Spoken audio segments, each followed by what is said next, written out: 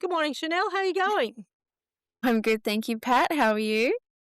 Very well, thank you. And today we're going to have a little bit of a chat, aren't we, Molly? We are.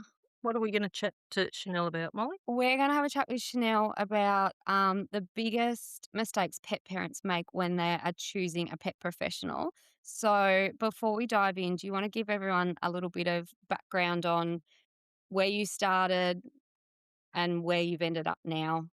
Absolutely. I'm really excited. This is like my whole jam, and I never get to talk from this point of view. So I'm like, yes. So I basically, at the moment, consult for pet industry businesses. So whether you're a trainer, dog walker, pet sitter, doggy daycare, literally doesn't matter. I support you on how to structure your business correctly so it's actually scalable, profitable, sustainable.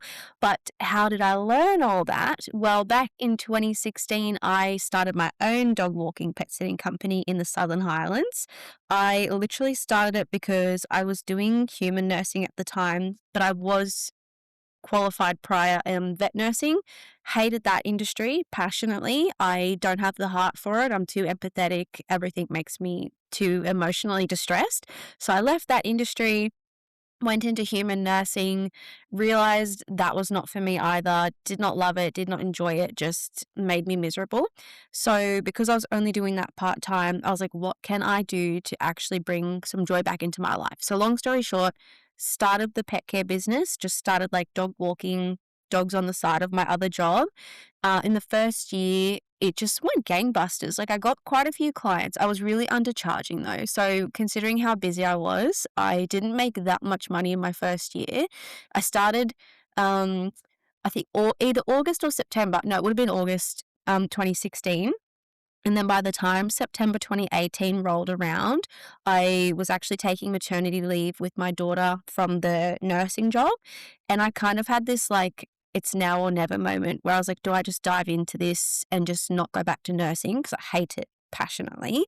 And I was like, you know what? That's what I'm going to do. So I focused on that business. And then from that point up until September, it's funny, it was like all synced up. September 2025, I actually sold it for quite a lot. And that was because I spent years and years and years figuring out like how to actually provide a good service, price a good service, how to sell my services, how to be sustainable, how to train staff. So I learned all by myself how to grow, nurture, conduct a really strong, solid business. So because I really enjoyed the business and we only sold so that we could move up to Sunshine Coast, I was like, what am I going to do with my life? So I started making TikTok videos about, if you want to succeed, do this, or if you want to make more money, do this, or if you want to be seen as professional, do this. And I was just trying to like raise the industry standard really because the industry standard's super, super like dirt low. And I want people that are in this industry to take it seriously, do a good job and make good money. So I was like, okay, I feel like I have enough to like give people on that subject. So I just started making TikTok videos. There was no really motive or idea behind it. I just was making the videos with something to do. And I started having people actually reach out to me saying, like, do you offer coaching or do you actually teach this anywhere or where did you learn this? And after I got quite a few messages like that, I thought, well, why not? Like, like not to sound out myself, but I genuinely believe like I know in and out of how to run not only a business but be pet industry specific.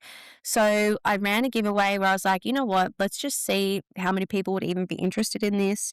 I did like a like and share my page, and I will give two people 6 weeks free mentoring. And it went nuts. And I ended up getting two winners of that, mentored them, supported them. And because they both gave me such like solid, grateful feedback, I was like, okay, I am just going to offer this. Like, I'm just going to go in and like, what's the worst that can happen? And now 6 months later, I have quite a few clients. Like, I really enjoy it. I know I've supported so many people to go from like, very flaky policies or not making much money or not really understanding how, like, not how, but why their business is not growing or why they've been stuck in the same place for so long. And yeah, so I made that transition of like having no business experience, starting my own, learning all the hard lessons along the way, making a business that was so good I was able to sell it for multiple six figures with no assets, nothing, just a dog walking, pet sitting business. And now, yeah, semi retired, I call myself, on the Sunshine Coast and doing my best to support other people in the industry, not just to have a good business that makes money, but actually do it the right way. So we're not cutting corners.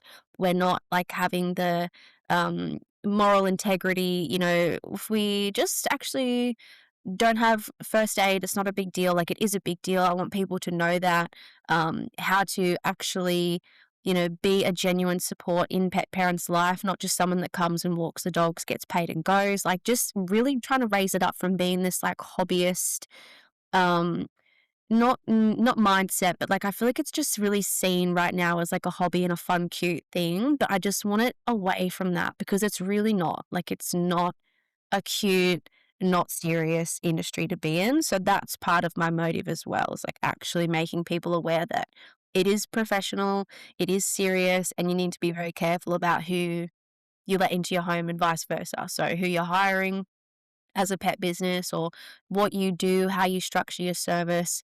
Yeah, so it's a lot. That was a big introduction for me. I'm sorry.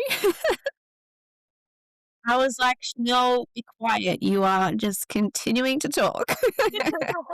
No, that was really good. It No, was, it's yeah. yeah, it was interesting how how you've grown it. And I think, obviously, like, through that, you've worked out what pet parents actually want out of pet professionals.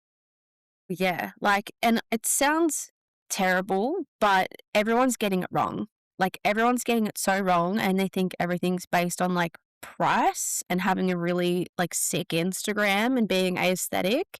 And I've actually started interviewing pet parents on my podcast and having them on so I can actually have them tell you guys what they want. And so far, I've interviewed quite a few, and not one has mentioned price to me. Not one has been like, and I always check how much they cost. Like, it's just, yeah, very backwards. This isn't like, hiring someone to come and check your water heater. This is hiring someone to come and look after an irreplaceable part of your family. So Yeah. that's So the big issue. why do you think people often do, um, think that people choose based on price? Because so many pet businesses do not sell themselves well. And that's the reality of it. They don't sell themselves well. So, from a buyer's perspective, from a client's perspective, everyone looks the same.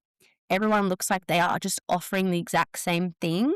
And so it almost is like pet parents almost don't have an option but to compare pricing, because if they reach out to like 10 businesses, say like by email, they're probably not emailing that many, but it's a nice rounded number. And they all come back saying the exact same thing. Yes, we do offer, dog walking, for example, or dog training. Yes, it's a 6-week package. Yes, we do puppies.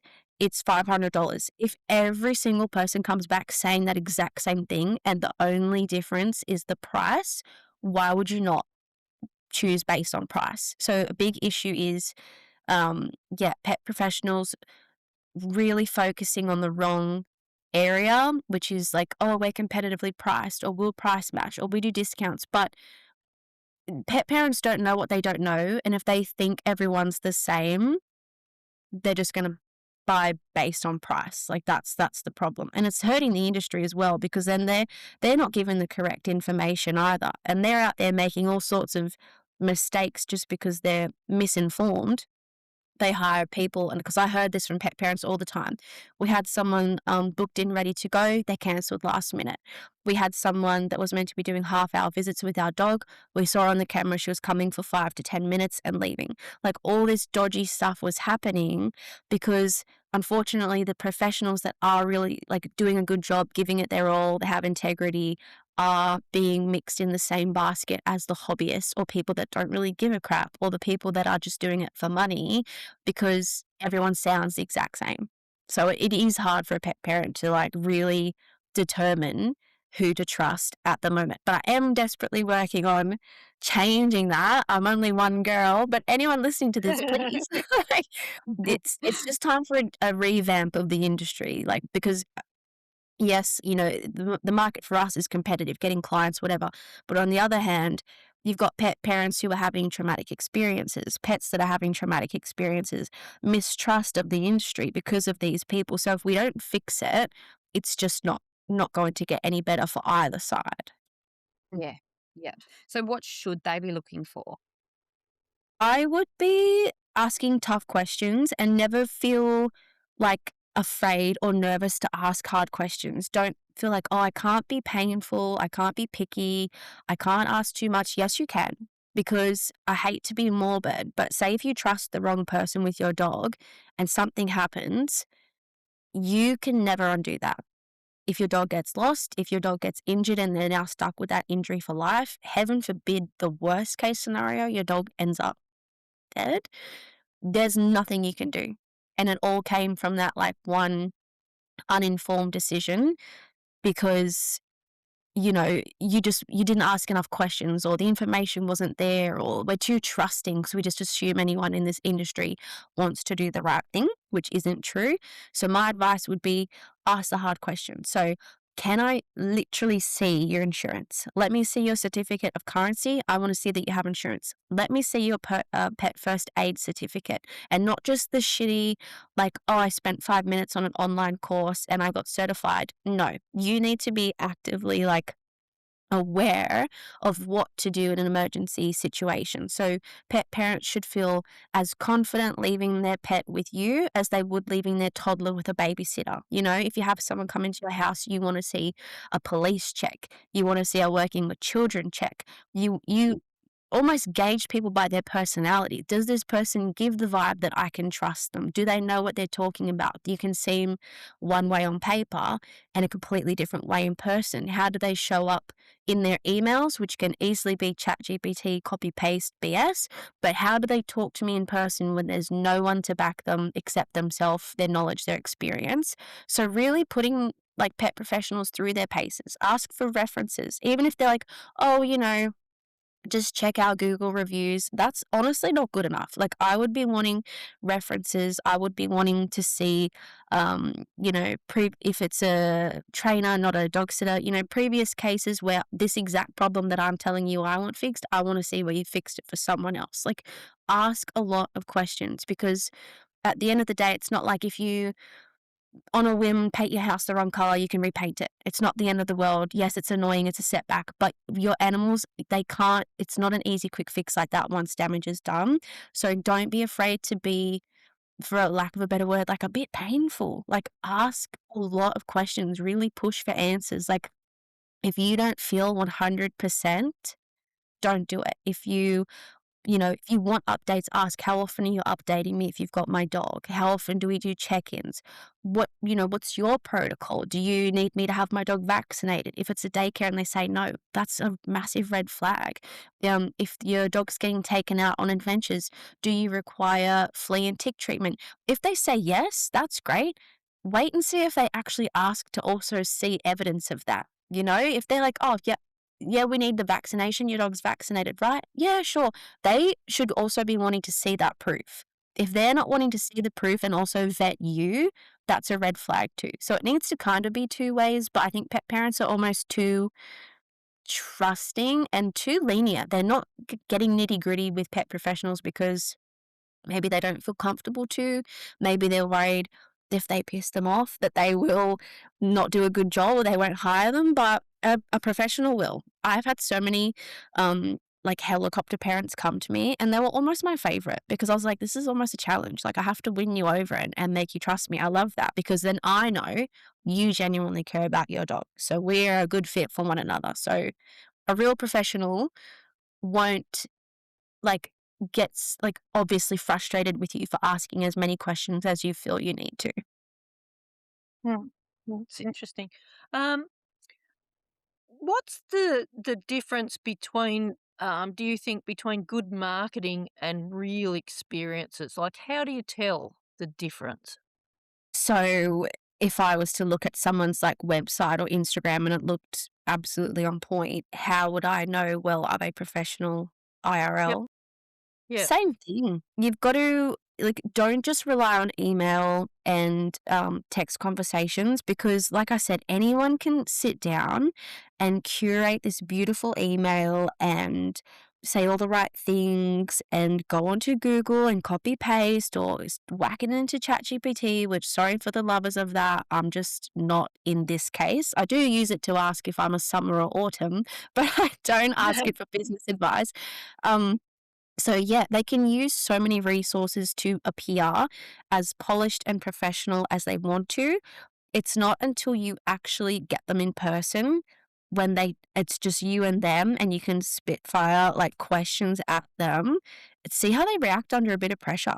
Honestly, like they, of course, people do get a bit nervous meeting someone for the first time, and you can be a bit like, oh, but if they literally are a completely different person to speak to or to be in front of having a conversation with than they are online, that's a red flag. So don't ever just think because someone's got like the best website and the best social media, but if you're messaging them and they sound like the loveliest person in the world, it really doesn't mean much. It's got to be that like personal interaction because gut feeling is a major thing. It's real. If you get an off feeling from someone, I don't care how amazing they look and sound on socials, trust your gut feeling because that's what's actually real.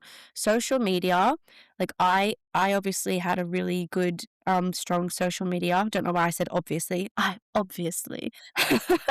um but we had a really strong social media presence, right? And like so many followers, lots of likes on all my content. I posted the best of the best, like adventures, walks, stuff. Let me tell you honestly, there was so much I didn't post. There was staff mistakes I didn't post. There was days where I'd get out to the farm where I took dogs to play, realized I'd forgot a dog and had to drive back into town, didn't post that. Like there was so much that I purposely left off because social media is your highlight reel. While it's snippets, it's not the reality. Like, it's just not. So, you can't base your entire judgment on a business, especially one as personal as this, on how their websites and socials look because it's just not quite the reality. And we all do Yeah. it even in our personal lives. Like anyone listening, you know damn well the last selfie you posted, you took 50, you scrolled through, you said, I've got a double chin, my eyes are crossed, there's a hair out of place, oh, bing. And you probably still airbrushed that one. You know what I mean? So it's not real. You can't just look at a nice Instagram and go, perfect. Like that'll do. You've got to do some deeper diving on this stuff. It's your pets, guys. Like take it seriously. Yeah. Yeah, Yeah. definitely. So, what advice do you have if someone does get a gut feeling after they've hired someone that something might not be right or they don't think it's meshing? Just be honest. Like, don't be afraid. Like, you don't sign a blood contract. Like, there's no weird, curse that will be put on you. I think this is the other thing. People are too polite. They're like, oh, I can't possibly fire them. I've just hired them. You can. You actually can. Again, this comes back to your pets being completely irreplaceable. Of course, when something happens to our pet, like I've done it, you go out and get another one. Either you want to fill that void, you miss having an animal around, whatever. But that pet will never replace the prior one. It's just a new pet. You just have to go with what you feel is best. It's fine if that makes other people uncomfortable or upset or disappointed. If you can, maybe even offer feedback. Like if you genuinely know I can't continue this service, give feedback because the professional, may not even know what they're kind of doing that wasn't meshing with you. It might give them a chance to grow, to learn, or even if they're not quite doing the right thing, that might also be the wake up call that, hey, clients are noticing this. They're noticing that you're not everything that you promised you would be. So it's time to step it up. It's time to change. So I would just be honest. If you're not happy with a service, maybe have the initial conversation, voice your concerns, also see how the professional reacts. I am not perfect. I, of course, had clients call me saying, look, one of your staff today, I can tell I've told her a million times not to wear her shoes inside. I can tell she did. Or, we asked you to feed the dog at the end of the walk. His food's still sitting here, didn't get fed. Like, there's always mistakes. if when there's a mistake made and it's not that major where it's you can tell it's just an error, human error, if your professional is apologetic, takes accountability, gives you a plan on how that won't happen again. So, maybe we write it in the notes, we give the staff, if it's been that many times, an official warning, we put it in your profile, whatever it may be. If they're handling it like that, that to me is a green flag because they're taking on board exactly what you're saying and they want to do better. If you have someone that's getting defensive, arguing back, giving you a bit of attitude, I would just then and there be like, this isn't working out because you should be able to approach someone if you're paying them for a service and you're not happy, you should be able to approach them and have them, give you a decent level of customer service and genuine care. Like if I did the wrong thing, I was always like, oh man, I can't believe this has happened and I'd want to fix it. So if you've got someone that's like, oh, it's just grass, like, we'll sweep it up, or, oh, yeah, well, you're home now, like, will he be okay if you just feed him? Or, oh, no, I didn't, you mustn't have told me, or they gaslight you. Like, that's just a red flag. They should be taking accountability every single time if they've messed up or they've done something that doesn't feel right with you. Um, how and what, expectations should you set when you're starting with a professional? How do you do that? In what sense? Like, what you're hoping to achieve out of Yeah, the relationship?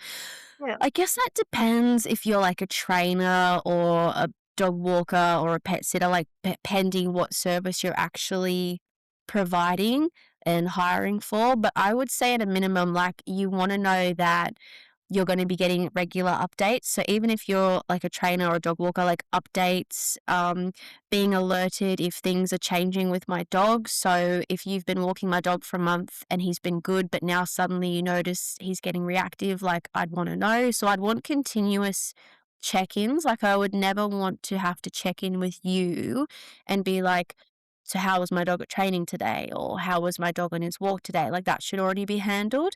Um, a certain level of like punctuality, like obviously everyone's busy and I know that, things can happen. Like I said this to my own clients, we might say we'll be there 8, sometimes it might be 7:45, sometimes it might be 8:15, we'll do our best.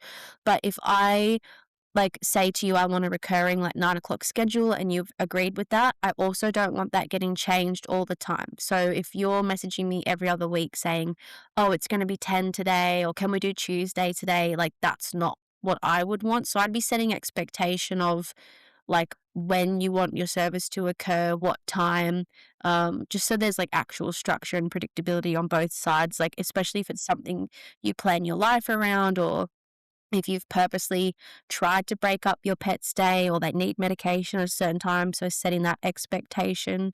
And just transparency from the start. I mean, obviously, one of the hardest things I think is being honest because people are so concerned with image and will this cost me my dog walker? Will this cost me my client? So no one's as transparent as they should be.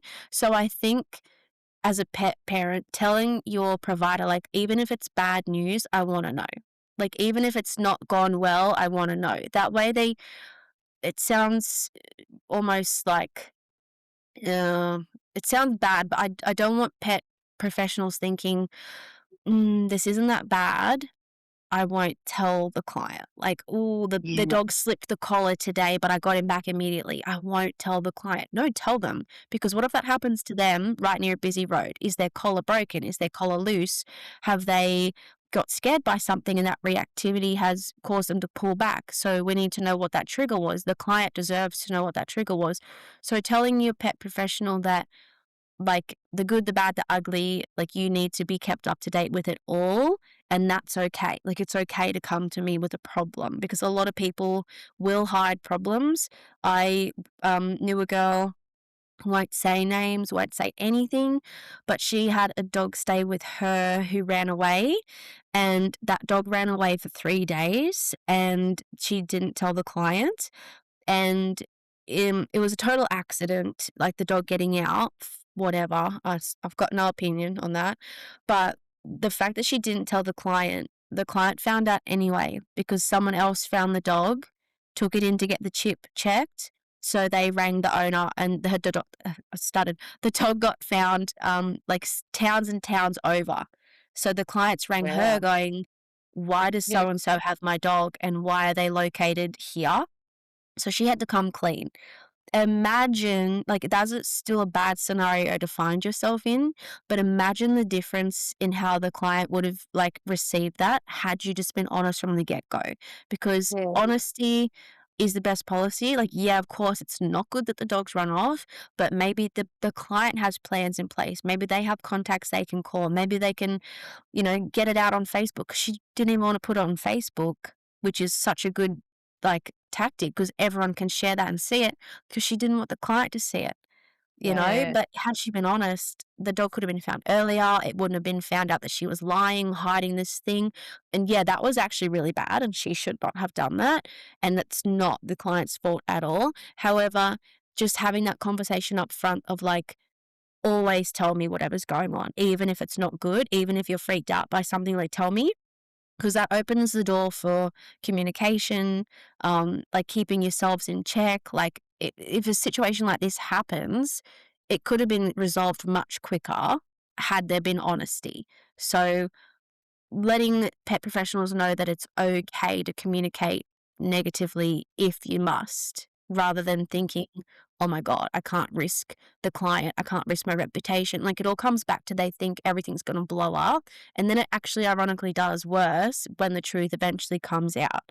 So Yeah. Yeah. just, yeah, letting them feel a bit supported that when you work with pets, it's just accidents can happen. Anything can happen anytime. Pet parents need to understand that as well and just open the floor up a bit that if there is something that's gone wrong, you can come to me with that. Yep, Yeah. that's a good one, I think. Yeah, definitely. Yeah. I suppose to wrap it up, what is one thing you think that every pet parent should know before hiring help? Just this is bad, but you can't trust everyone. Like, stop thinking just because someone works with animals and they look like a lovely little marshmallow on their socials, like, oh, she's just so pretty and cute and she's smiling and she's got dogs around her all the time. That doesn't mean anything. Like, it really doesn't. That is so curated. You need to be like almost interviewing people that you want to work with, asking credentials, asking for insurance, feeling like you can be a bit more firm with people, have high expectations because you can't just trust anyone. That's the main thing. Like, to say it again, you can't. Like, I think it's not even just a level of trust, it's a lack of education on what this industry is really like. So, keeping that in mind, not everyone even has to be qualified to become a dog walker, trainer, groomer. You can learn on the job. You can start a business. No one's coming to check if you've got a license. No one's coming to check that you're up to code. There are no regulations. There's no hoops you have to jump through. There's nothing you have to apply for. Bob down the road can go, you know what? I kind of want to walk dogs and just start a business. Never had dogs before, doesn't really give a damn, just wants some extra money. That's who you could be trusting. You have Yeah. to ask the hard questions. Yeah. Yeah, that's a good one. Yeah. Mm. Awesome. Yeah. And if people want to listen to your podcast, they want to follow you on socials, where can they find you? Oh, thank you. My podcast and Instagram are both called Pet Industry Mentor. And I was going to say my website, but that's kind of irrelevant for your audience. So, yeah, if anyone wants to follow or learn a bit more about just how I'm trying to improve and raise the standards of the industry, yeah, definitely Pet Industry Mentor. My name is Chenelle Conquest. You can look that up too. It'll take you straight to them because I post mostly for pet professionals, but I am also trying to help pet parents learn as well. Like I just said, not to be so trusting of anyone that comes along and says, yeah, I can do it. Like that, it really means nothing these days. Like those days are over. I'm sorry. Yeah, no, I love it. Love to see girls like you in the field actually trying to do good work and also spread these kind of messages. So I appreciate that. Yeah. Awesome. Awesome. Yeah. Thank you very much for the chat. Very informative. Well, thank you for having me on. It was nice to be on someone else's podcast for once. I feel like less pressure. That's why I kept waffling on. Yeah. I was like, God, shush. Awesome. Thank Awesome. you. Thanks a lot. All right, lovely. Thank you, girls.